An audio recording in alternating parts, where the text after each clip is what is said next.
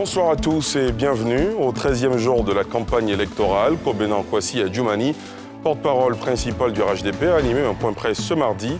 Pour lui, des dispositions sont prises pour assurer la victoire du président sortant au premier tour. De son côté, le candidat indépendant Kwadwo Konan-Bertin était face au patronat ce matin. Devant les chefs d'entreprise, Kakabe a exposé sa vision et ses priorités pour le secteur privé. Il propose, s'il est élu, la mise en place d'un plan d'urgence de sauvegarde de l'économie nationale. Et puis ce drame survenu ce matin à Yopougon, Cité Verte, un immeuble en construction s'est écroulé aux environs de 4 heures du matin, faisant au passage 3 morts, un couple et leur fillette de 8 mois.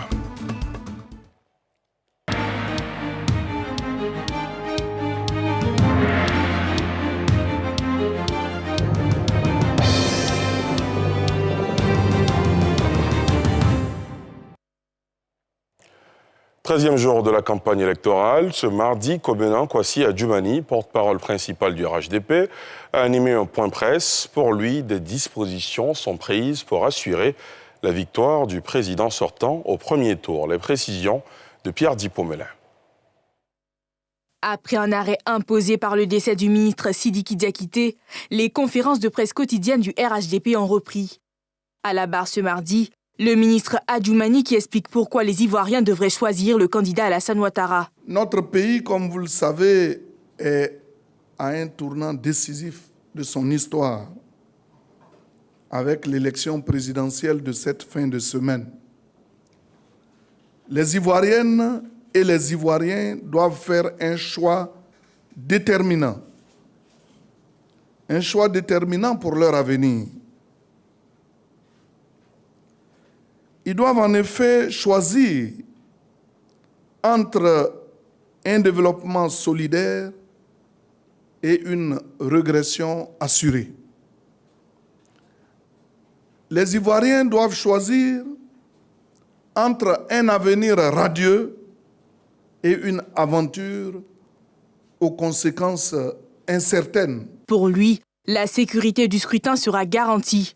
D'où son appel à un vote massif le 31 octobre prochain. Je voudrais donc solennellement, au nom de notre grande famille politique, le RHDP, appeler toutes les filles et tous les fils de notre beau pays à se lever avec détermination et à se rendre dans leurs bureaux de vote respectifs ce 31 octobre 2020 afin de remplir leurs devoirs civiques et républicains.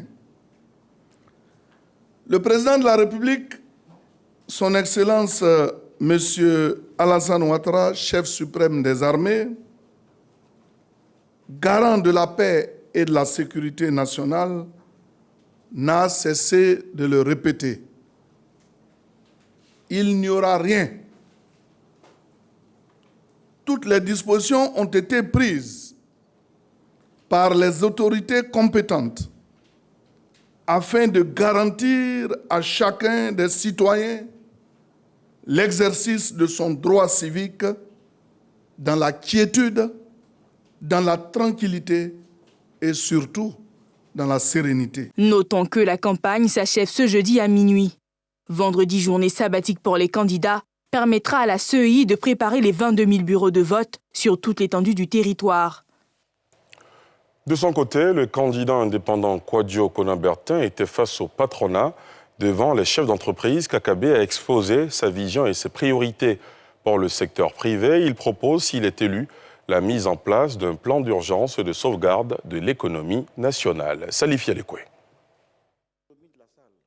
Le candidat à la présidentielle ivoirienne, Kwadwo Konan-Bertin dit Kakabe, pour ce 13e jour de la campagne, s'est soumis à l'exercice de présentation du volet économique de son projet au siège de la Confédération générale des entreprises de Côte d'Ivoire, CGCI. Face au patronat ivoirien, Kakabe a révélé qu'il entend mettre en place ce qu'il a appelé politique d'urgence pour la sauvegarde de l'économie ivoirienne. Chers entrepreneurs, je propose comme mesure immédiate une exonération totale de la patente de 2 ans pour les TPE. Ensuite, une réduction des charges de 50% pour les TPE qui réalisent un chiffre d'affaires inférieur à 40 millions de francs CFA. Pour les PME, le calcul de la patente seulement sur la valeur locative.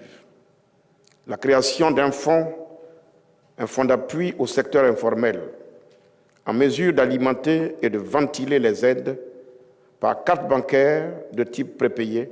La lutte contre la corruption est également une de ses priorités. Jamais l'intérêt particulier d'un détenteur de l'autorité ou d'un de ses proches ne doit primer sur l'intérêt général. La corruption et le copinage ont trop fait souffrir le pays. Dans l'attribution des marchés publics, je mettrai notamment en œuvre les mesures suivantes. Mise en place d'une régie unique, autonome et indépendante de passation des marchés publics de plus de 10 milliards de francs CFA dotée de cellules. Une cellule technique et une cellule d'arbitrage. Création d'une régie spécifique de marchés publics de moins de 10 milliards de francs CFA destinée aux PME-PMI opérant dans le domaine de la prestation de services. Les Ivoiriens sont invités aux urnes ce samedi.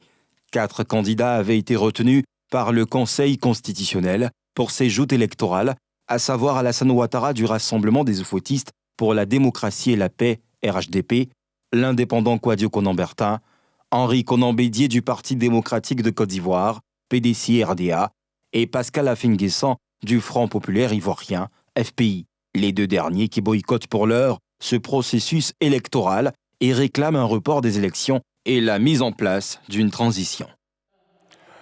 Voilà ce qu'on pouvait dire ce soir sur l'actualité liée à la campagne électorale.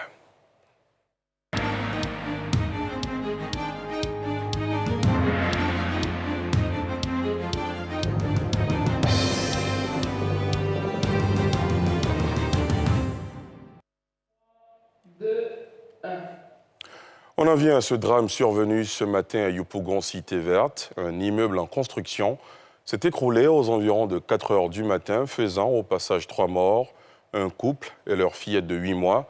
Les murs de l'immeuble effondré étaient adjacents à la cave où dormaient paisiblement les victimes au moment du drame. Le récit de Nadia Edja et Mathurin Badé. C'est un spectacle tragique qui est offert aux habitants de Yopougon, Cité Verte, à leur réveil ce matin. 3 personnes, un couple et leur fillette, tués dans leur sommeil suite à l'effondrement d'un immeuble R+3 en construction. Petit bébé là. Au moment du drame, la famille était endormie dans cette cave contiguë à l'immeuble qu'elle gérait et qui lui servait par ailleurs de lieu d'habitation. L'immeuble aurait cédé en raison de la forte pluie, selon les témoins. Il n'y avait aucun signe même qui montrait que ça allait vraiment s'effondrer. En tout cas, il n'y avait aucun signe. Hier, les maçons étaient venus. Ils ont fait la dalle. C'est pas sec là. Voilà, donc avec la pluie aussi qu'il y a eu hier. Donc, ça a provoqué l'effondrement. Moi, j'étais couché. J'étais juste en bas. Le maquis est là, le bas est en bas. Moi, j'étais dans le bas. Maintenant, c'est dans le maquis que le bâtiment a coulé. C'est aux environs de 4 heures que j'ai entendu ce bruit-là. Je suis sorti et constaté que l'immeuble était déjà éboulé dans le maquis. Donc jusqu'à ce que les riverains vont venir, ils sont venus, ils ont tapé la porte, je suis sorti, appelé les secours, jusqu'à ce que les pompiers n'arrivent. C'est impuissant qu'ils assistent à l'opération de recherche des sapeurs-pompiers déployés sur le site depuis 5 heures ce matin. Ils ont pu extirper des décombres, les corps sans vie. Nous avons constaté que c'était un immeuble en construction qui s'était effondré sur lui-même. Mais les charges ont fait que les murs adjacents, c'est-à-dire des bâtiments contigus de part et d'autre, ont subi le poids de la charge. Et c'est ainsi que dans le bâtiment qui était du côté, on va dire gauche, lorsqu'on se met en face, qui est un maquis, le gérant et sa famille qui étaient à l'intérieur étaient coincés sous les décombres. On a pu découvrir une personne qui dormait au fond dans le maquis, qu'on a mis en sécurité, une jeune dame, mais les 3 victimes qui avaient été signalées par la population à notre arrivée, selon les informations, on a fini par les retrouver, mais malheureusement, elles sont décédées. Chez les voisins, c'est un sentiment de colère face à cette mort brutale. Et non seulement les immeubles ne s'écroulent pas comme ça, mais avec des familles qui sont endeuillées et d'autres même qui n'ont rien à voir avec la construction de ces immeubles-là. Le ciment n'est pas dosé et le fer, c'est pas ça. Un R pour R plus machin. Mais regarde, lui, il aurait des chaussées. Hein. Il n'est même pas concerné, voilà, il meurt avec toute sa famille. Par la faute d'un inconscient. Mais diantre. On veut faire un R plus 3, plus 4, plus 5 et on ne prend pas le fer à béton approprié, mon petit. C'est pas normal. Les enquêtes devraient pouvoir situer les responsabilités. En attendant, il est recommandé de se tenir à distance du site sinistré jusqu'à enlèvement total des débris. Les effondrements d'immeubles en construction sont des phénomènes récurrents. On se souvient encore de ceux survenus à Abata au cours de ces derniers mois. Autre drame, cette fois-ci à Treichville. Cet après-midi, un incendie s'est déclaré à l'avenue 7, dans un quartier de la commune. En cause, l'explosion de 3 bouteilles de gaz. Le bilan provisoire fait état d'un mort et plusieurs dégâts matériels. Patrick Breidé, Armel Zozo. 13h30, à l'avenue 7, non loin du commissariat du 2e arrondissement de Treichville. Un incendie vient de se déclarer. En cause, l'explosion de ces 3 bouteilles de gaz. Sur place, les premiers pompiers luttent déjà contre les flammes qui se propagent très vite au 3e étage de cet immeuble. Encore sous le choc, cette rescapée décrit son impuissance face à la célérité des événements. Vers midi, j'ai fait la nourriture de ma tante. Elle a fini de manger 13 heures. Elle a senti l'odeur de caoutchouc. Elle dit qu'il y a quelque chose qui brûle.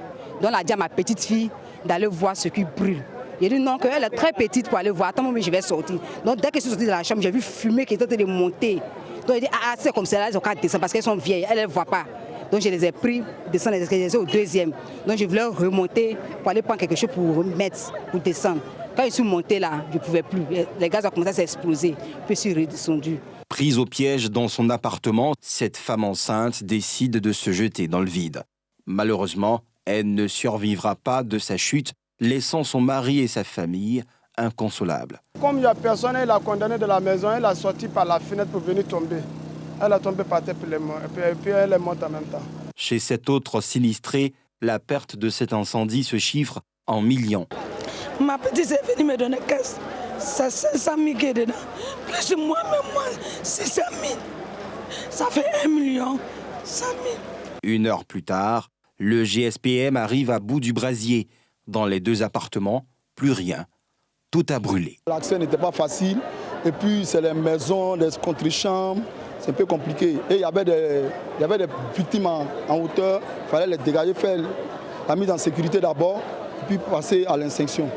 Donc voilà, donc c'était pas un peu facile. Mais par la grâce de Dieu, on a pu gérer la situation. Il n'y a pas eu de propagation. On a maintenu le feu dans son volume initial. Les habitants de l'immeuble attendent que les sapeurs-pompiers écartent définitivement tout risque avant de réintégrer le bâtiment ce soir. Et après ce journal, la météo de Maïmouna, et juste après la météo, votre rendez-vous politique sans réserve. Ce soir, notre invité est le ministre de la Promotion de la Jeunesse et de l'Emploi des Jeunes, Touré Mamadou, déjà arrivé dans nos locaux. Touré Mamadou répondra à toutes nos questions et à celles de nos internautes sans réserve, juste après la météo de Maïmouna Ebrar. Voilà, c'est ici que prend fin ce journal préparé par l'ensemble de la rédaction. Rendez-vous tout à l'heure pour Sans réserve.